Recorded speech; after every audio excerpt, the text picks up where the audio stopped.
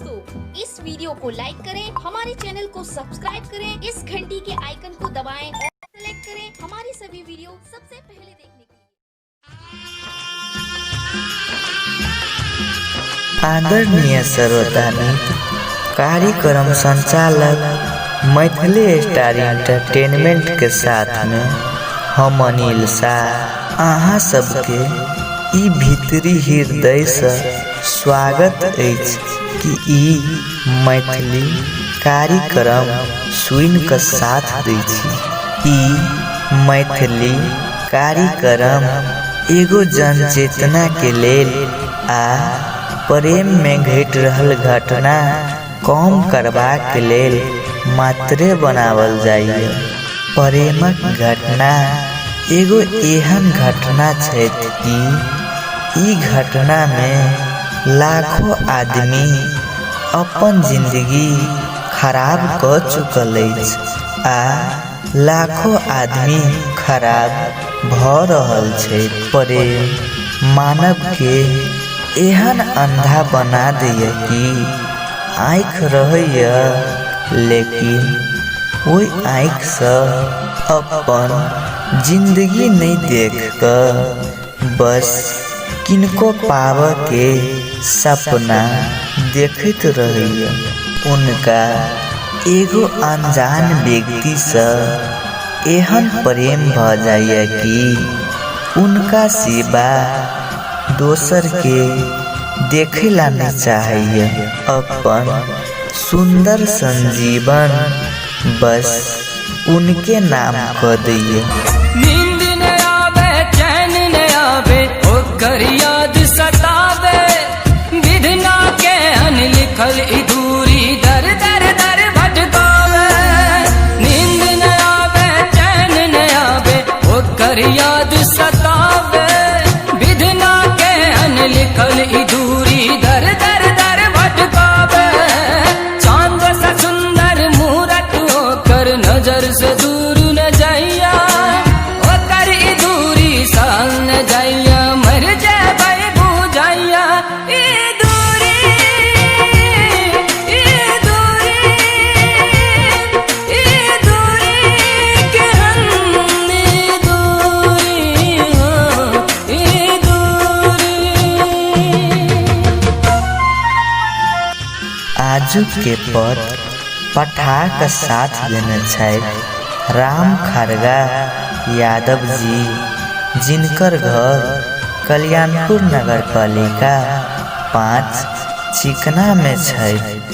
इनको प्रेमक जिंदगी में बहुत पीड़ा भेल, मुदा किनका से बताइत ई अपन दिलक पीड़ा किनका सुनाइत ई अपन दिलक टूटल कहानी किनका से वास्तव में साथी सब के सुनत एगो प्रेमी के आवाज के बुझत ई दिलक के बात के सुनत कोई नहीं साथी सब, कोई नहीं सुनत ई दुनिया में हमर आहा के आवाज। बस एहने तरफ का जिया पड़त साथी सब, सिर्फ तरफ का जिया पड़त। राम जी के प्रेमक के शुरुआत सिरहा से भेल। राम जी कहैया कि हम सिरहा पढ़ के लागी गेल रही, मुदा जे किस्मत में रहैया से भ जाइए। बस पढ़ाई के क्रम में सिरहा में एगो लड़की से हमरा प्रेम भ गेल। सेहो उ समय में जे समय हम 5 क्लास में पढ़त रही, हम उनका से बहुत प्रेम करे छली। उनका बिना हमरा कनियो नीक नहीं लागे छे, कनियो नहीं नीक लागे छे साथी सब, कनियो नहीं। बस उनके याद करत रहे छली साथी सब, बस उनके। मुद्दा उनका हमरा से प्रेम करे छेल कि नहीं करे छेल से हमरा था नहीं छे। एहने समय सब बीतत गेल। किछ दिन के बाद में जब उनका था भेल तब उ हमरा आबि क कहलक कि हमहूँ अहाँ से बहुत प्रेम करै छी। ई बात सुनली तब हम बड़ खुश भ गेली। हमर दुनू के रिश्ता के बहुत मजबूत आ एक सांस के बंधन में बांध लेली आ हमर दुनू के पवित्र रिश्ता बहुत नीक से निभाव लगली। मुदा समाज के ई जाति धर्म के कारण से हमरा से उ बिछोड़ भ गेल। उनकर मम्मी पापा हमरा अपनाब से इनकार कर देलक आ कहलक कि प्लीज हमरा छोड़ दो। अहाँ से हम शादी कर लेबे तो हमर मम्मी पापा के इस समाज में कौन इज्जत रह जेते से हमरा कहलक। मुदा साथी सब अहाँ सब कनी बुझू ई हमर दिलक के दर्द।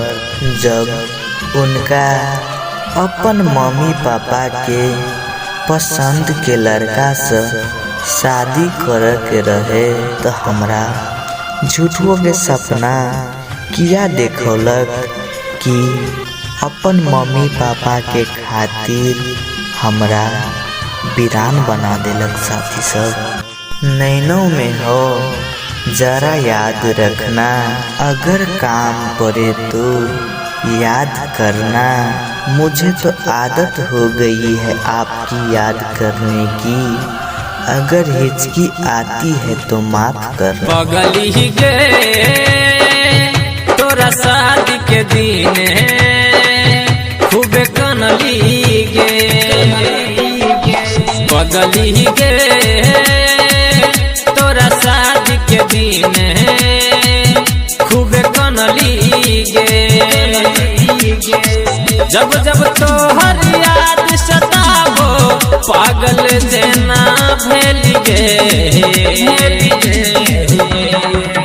हाँ पगली गे तोरा शादी के दिन खूब कनली गे।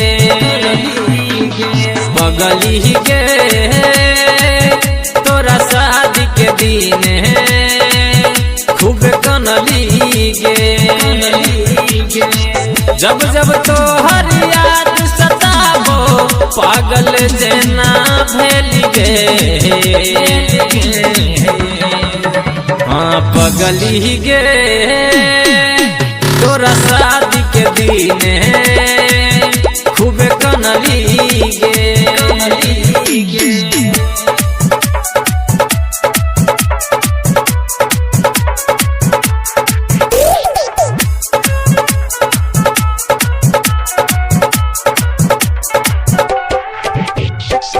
तोहर चूसल ओठ ललिया याद हमरा आब छो। प्यार वाली मिठी बतिया रोज हमरा सताब छो। जब जब दुआरा पर डीजे बाजो तोरा शादी में डीजे बाजो दिल के धड़कन बढ़ल गे। हाँ पगली गे तोरा शादी के दिन खूब कनली गे। हाँ पगली गे तोरा शादी के दिन खूब कनली गे।